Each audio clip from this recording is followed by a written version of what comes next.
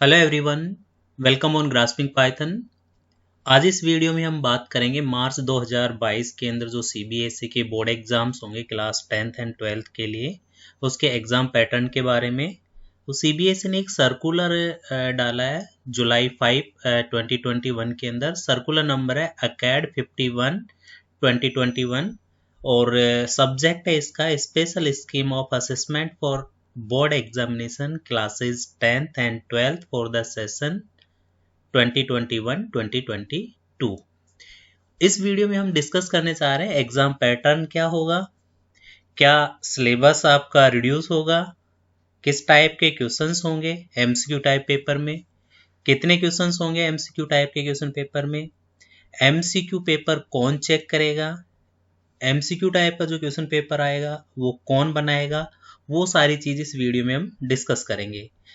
आपसे रिक्वेस्ट है, अगर ग्रास्पिंग पाइथन को आपने सब्सक्राइब नहीं किया है तो सब्सक्राइब कर लीजिए, क्योंकि सीबीएसई से रिलेटेड इसी तरीके के नोटिस और 12th क्लास में जो कंप्यूटर साइंस के बच्चे हैं उनके लिए जो सब्जेक्ट है कंप्यूटर साइंस विद पाइथन, उसके वीडियो और कई सारे ऐसे वीडियोस हैं जो केंद्रीय विद्यालय संगठन से रिलेटेड कुछ क्विज कॉम्पिटिशन्स वगैरह होते हैं, उनके बारे में यहाँ पे आप लोगों को वीडियो देखने को मिलेंगे। आगे चलते हैं। सबसे पहले हम एग्ज़ाम पैटर्न की बात करें तो देखिए सीबीएसई ने क्या किया है, जो मार्च 2022 के अंदर जो एग्ज़ाम होंगे उसमें एग्ज़ाम को दो टर्म्स में डिवाइड कर दिया। क्वेश्चन पेपर की बात करें तो टर्म 1 के अंदर एमसीक्यू टाइप का पेपर आएगा, टर्म 2 के अंदर सब्जेक्टिव टाइप का क्वेश्चन पेपर आएगा। टाइम ड्यूरेशन की अगर हम बात करें तो जो एमसीक्यू टाइप का पेपर आएगा वो आपका 90 मिनट का होगा और जो सब्जेक्टिव टाइप का पेपर होगा टर्म 2 वो आपका 2 घंटे का होगा, मतलब 120 मिनट का। सिलेबस की बात करें तो 50-50% इसमें सिलेबस कर दिया है। और एग्जाम शेड्यूल्स की अगर हम बात करें तो टर्म 1 का जो एमसीक्यू टाइप का पेपर होगा वो आपका नवंबर-दिसंबर 2021 के अंदर होगा और जो टर्म 2 आपका सब्जेक्टिव टाइप का पेपर होगा जो 2 घंटे का पेपर है वो आपके मार्च और अप्रैल 2022 के अंदर होगा। अब यहाँ पे देखिए इन्होंने कहा है ये सर्कुलर आपको डिस्क्रिप्शन बॉक्स में इसका लिंक भी मिल जाएगा, आप पूरे सर्कुलर को भी पढ़ सकते हैं। Academic session to be divided into 2 terms with approximately 50% syllabus in each terms. ये आपको ध्यान रखना है, 50-50% आपका सिलेबस होगा। 2 पार्ट में आपका एग्जाम होने वाला है। पहला पार्ट आपका 90 मिनट का एमसीक्यू टाइप का पेपर होगा, दूसरा आपका 2 घंटे का होगा जो सब्जेक्टिव पेपर होगा। आगे अगर हम बात करें क्या सिलेबस रिड्यूस होगा, सिलेबस रिड्यूस होगा, यस सिलेबस आपका रिड्यूस किया जाएगा। अब कितना रिड्यूस होगा, कितना % सिलेबस रिड्यूस होगा वो अभी सीबीएसई का एक नोटिफाई करेगा, जुलाई 2021 के अंदर आने वाला, 1-2 दिन के अंदर आ जाएगा। तो सिलेबस आपका क्या होगा, रिड्यूस होगा और रैशनलाइज होगा। ये रैशनलाइज का मतलब यहाँ पे थोड़ा सा आपको समझ लीजिए, जैसे लास्ट एकेडमिक ईयर के अंदर सीबीएसई ने क्या किया था, अपना सिलेबस रिड्यूस किया था और रिड्यूस करने के बाद जो लास्ट ईयर के बच्चे थे उन्होंने जो एग्जाम पेपर हालांकि हुए नहीं है, बट जो सिलेबस रिड्यूस किया था वो क्या था। फॉर एग्जाम्पल यहाँ पे 2 कंसेप्ट है, कंसेप्ट C1 और कंसेप्ट C2। तो उन्होंने क्या किया था, अगर आपको लर्न करना है C2 तो सबसे पहले आपको कंसेप्ट C1 आना होगा, तभी आपको कंसेप्ट C2 समझ में आएगा। तो लास्ट ईयर जो सिलेबस रिड्यूस किया था सीबीएसई ने क्या किया था, C1 को हटा दिया था और C2 को सिलेबस के अंदर रखा था। तो आप देख पा रहे होंगे यहाँ पे C2 को अगर आपको कंसेप्ट को लर्न करना है तो C1 आना जरूरी है, तो आपको C1 तो पढ़ना ही पड़ेगा। बट इस बार ऐसा नहीं होगा, कुछ एक्सपर्ट्स की टीम होगी जो इस पे काम करेगी, तो सिलेबस आपका रिड्यूस होगा और जुलाई 2021 के लास्ट तक ये नोटिफाई कर देगा। तब तक जो मार्च 2021 के अंदर जो सीबीएसई ने अपना एक करिकुलम डाल रखा है, सिलेबस डाल रखा है, उसके अकॉर्डिंग आप लोग पढ़ते रहिए। आगे अगर हम बात करें एमसीक्यू किस टाइप के क्वेश्चंस होंगे, यहाँ पे अगर हम बात करें तो एमसीक्यू में जो क्वेश्चंस का जो टाइप होगा वो बेसिकली 3 टाइप्स के क्वेश्चंस आएंगे। एक आपका मल्टीपल चॉइस क्वेश्चन होगा जिसमें सब्जेक्ट की नॉलेज चेक की जाएगी। दूसरा उसी में से आपका क्या आ जाएगा, केस बेस्ड स्टडी क्वेश्चन आएगा। और एक तीसरा होगा आपका असर्शन और रीजनिंग टाइप के क्वेश्चंस आएंगे। यहाँ पे असर्शन और रीजनिंग टाइप की अगर मैं बात करूँ तो इसके अंदर आपका जैसे आपने रीजनिंग के अंदर भी क्वेश्चन दिया होगा, कुछ स्टेटमेंट दे रखे होते हैं और फिर उसके ऊपर पूछ सकते हैं कि दोनों स्टेटमेंट ठीक है, केवल एक आपका स्टेटमेंट ठीक है, या एक पहला गलत है दूसरा सही है, दूसरा गलत है पहला सही है, कुछ इस तरीके के होते हैं। और इसमें क्या होगा कि रीजन देना पड़ेगा कि जो पहला स्टेटमेंट है उसका रीजन ये है, दूसरा स्टेटमेंट का रीजन ये है, ये इस टाइप का क्वेश्चन आएगा। और कितने क्वेश्चंस होंगे, ये सारी की सारी चीज़ें सीबीएसई का सैम्पल पेपर जब तक नहीं आता है तब तक हम कुछ नहीं कह पाएंगे। केस स्टडी बेस पे क्या होता है कि एक केस दे रखा होगा, जो क्वेश्चन दे रखा होगा, और उसके बेस पे आपको कुछ 4 से 5 क्वेश्चंस दे रखे होंगे, उनको आपको 1-1 मार्क्स के एमसीक्यू टाइप के होंगे, वो आपको सॉल्व करना है।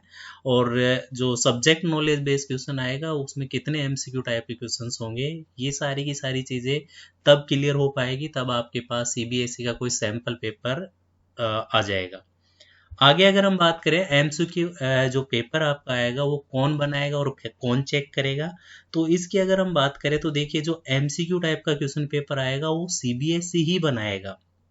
ठीक है, लिख रखा है question paper will be send by the CBSE to the school along with marking scheme. दूसरी चीज इसके अंदर क्या रखा है कि जो ये एमसीक्यू टाइप का पेपर होगा, the exam will be conducted under the supervision of external central superintendent और आपका observer appointed by the CBSE.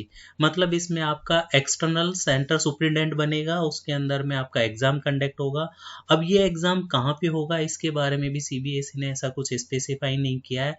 ये एग्जाम आपका स्कूल में भी हो सकता है आपका, या फिर आपके किसी सेंटर पे भी एग्जाम हो सकता है, वो डिपेंड करेगा कि सिचुएशन क्या रहती है।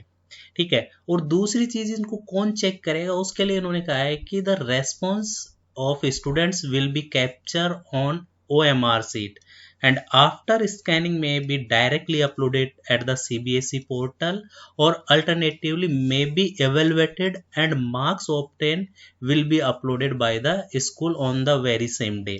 कहने का मतलब ये है कि जो आपका एमसीक्यू टाइप का पेपर होगा, जो ओएमआर सीट के अंदर आपके आंसर्स को मतलब आप फिल करेंगे, वो ओएमआर सीट सीबीएसई के पोर्टल पर अपलोड होगी उसी दिन, या अगर वो चेक होंगे जहाँ पे भी आपका सेंटर होगा, इट में भी आपका ऑन स्कूल हो सकता है या कोई और सेंटर हो सकता है, क्योंकि एमसीक्यू टाइप है, मार्किंग स्कीम भी वहाँ पे आ रखी होगी।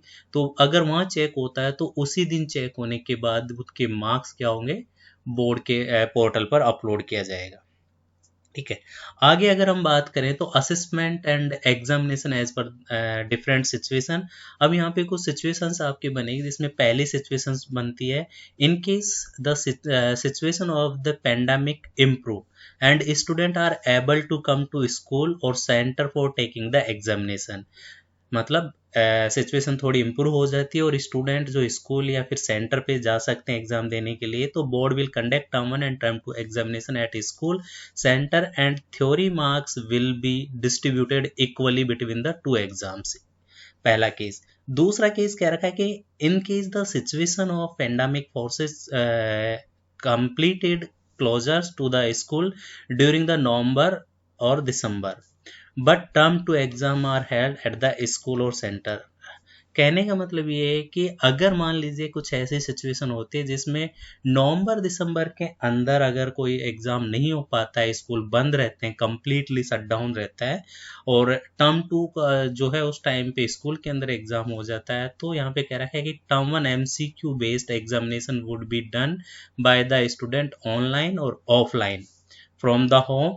In this case, the weightage of this exam for the final score would be reduced। मतलब जो एग्जाम आप ऑफलाइन घर से देंगे उसका वेटेज आपका रिड्यूस हो जाएगा। नेक्स्ट इसमें कह रखा है कि in case the situation of pandemic process complete closures of the school during the March 2021 but term 1 exam are held at the school और सेंटर। मतलब क्या है कि पहला जो टर्म 1 में एग्जाम है वो आपने स्कूल में दे दिया, और टर्म 2 एग्जाम के टाइम पे क्या हुआ, पूरा ही बंद पड़ा हुआ है आपका स्कूल। तो उस केस के अंदर भी क्या क्या रखा है कि result will be based on the performance of the student on term 1 MCQ based exam and internal assessment. अब यहाँ पे देखिए इंटरनल असेसमेंट का बहुत बड़ा रोल आता है आपका, तो आपको रेगुलरली स्कूल अटेंड करना है ऑनलाइन क्लासेज के अंदर। And the weightage of the marks term 1 examination conducted by the board will be increase to provide year end result of the candidate. अब सेकंड केस ये आ जाता है कि in case situation of pandemic process complete closure of the school and board conduct term 1 and term 2 exams are taken by the candidate from home in this session.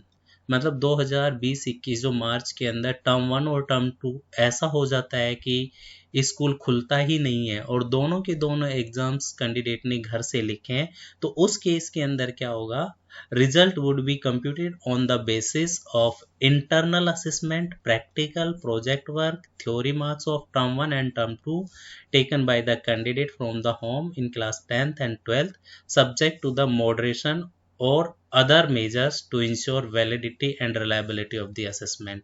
कहने का मतलब ये है कि ये 4 केसेज है, इन केसेज के अंदर अगर आपका एग्जाम कंडक्ट नहीं होता है तो उस केस के अंदर आपका घर से जो एग्जाम टर्म 1 टर्म 2 लिखेंगे वो, और जो भी आपके इंटरनल असेसमेंट में प्रैक्टिकल प्रोजेक्ट वर्क जो कर रखा होगा उसके बेस पे जो इस बार जैसे कि बोर्ड एग्जाम के अंदर हो रहा है वैसा ही कुछ होगा, उसी के बेस पे आपके मार्क्स लगेंगे, लाइक प्री बोर्ड वगैरह वगैरह। तो ये था जिसके अंदर हम लोगों ने डिस्कस किया। जो ये सर्कुलर है, ये सर्कुलर मैं आपको भी दिखा देता हूँ। ये कंप्लीट सर्कुलर आप वेबसाइट यहाँ पे स्क्रीन पे देख भी पा रहे होंगे। ठीक है, सर्कुलर नंबर आपको ये दे रखा है, यहाँ पे कौन सी डेट को सर्कुलर सीबीएसई ने इशू किया है और सब्जेक्ट इसका दे रखा है special scheme of assessment for board examination classes 10th and 12th for the session this. और इस कंप्लीट सर्कुलर को मैं वीडियो के डिस्क्रिप्शन बॉक्स में इसका लिंक डाल दूँगा, आप वहाँ से डाउनलोड करके इसको देख सकते हैं। यहाँ पे डिटेल ऑफ करिकुलम ट्रांजेक्शन भी दे रखा है, क्या क्या होगा इसके अंदर। देन इसके बाद सिलेबस जो होगा रैशनलाइज भी करेंगे, मतलब रिड्यूस भी करेंगे आपका सिलेबस। और जो रिड्यूस करने का तरीका मैंने जो बताया था अभी जो लास्ट सेशन के अंदर मार्च 2021 में जो एग्ज़ाम होने थे उनके लिए मैंने बताया था कि कंसेप्ट 1 और कंसेप्ट 2 दो कंसेप्ट दे रखे हैं, ये आपस में इंटरलिंक्ड है, तो उन्होंने कंसेप्ट 1 को यहाँ पे हटा दिया और कंसेप्ट 2 ऐसे कैसे रखा। हालांकि होना क्या चाहिए था, कंसेप्ट 2 आप तभी कर पाएंगे जब तक आपका कंसेप्ट क्लियर नहीं होगा कंसेप्ट 1। तो यहाँ पे मतलब आपको चाह कर भी आप C1 को छोड़ नहीं सकते क्योंकि आपको पढ़ना पड़ता था। इस बार ऐसा नहीं रहेगा, ऐसी उम्मीद हम CBSE से रखते हैं। देन इसके बाद यहाँ पे इन्होंने ये दे रखा है कि MCQ टाइप का जो टर्म 1 होगा उसमें किस तरीके का एग्ज़ाम होगा, क्या डेट है, कब तक कंडक्ट करवाएंगे, कितने मिनट का होगा, कौन कौन से टाइप्स के क्वेश्चन पूछे जाएंगे, देन सिलेबस कितना रहेगा, पेपर कौन बनाएगा, ये सारी चीज़ें यहाँ पे दे रखी है। ऐसे टर्म 2 के बारे में भी दे रखा है। देन आगे हम चलते हैं तो इसमें यहाँ पे इन्होंने दे रखा है टर्म 2 के बारे में, और वो जो 4 सिचुएशंस मैंने आप लोगों के साथ डिस्कस की थी वो सारी सिचुएशंस भी यहाँ पे दे रखी है। आप एक बार इसको थोड़ा सा देख लीजिएगा। और ये लेटर किस किस को दिया है, इन्होंने KVS को भी भेजा है, नवोदय विद्यालय, DOE सभी को इन्होंने जहाँ जहाँ CBSE बोर्ड एग्ज़ाम्स होते हैं जिन स्टेट्स के अंदर, जिन ऑर्गेनाइजेशन के अंदर, जिन स्कूल्स के अंदर, उनको ये सर्कुलर उन्होंने भेजा है। तो इस वीडियो में हमने पूरा डिस्कस किया है कि क्या पैटर्न रहेगा, क्या एग्ज़ाम होगा, किस तरीके से क्या होगा, सिचुएशन ठीक होती है तो क्या होगा, अगर सिचुएशन ऐसी रहेगी स्कूल नहीं खुलते हैं तो क्या होगा। आगे हम बात करेंगे नेक्स्ट वीडियो में 12th क्लास के जो बच्चे कंप्यूटर साइंस के उनके लिए MCQ टाइप की टेस्ट सीरीज लेके आ रहे हैं। तो आप बने रहिए हमारे चैनल ग्रास्पिंग पाइथन के साथ। थैंक यू, धन्यवाद, जय हिंद, जय भारत।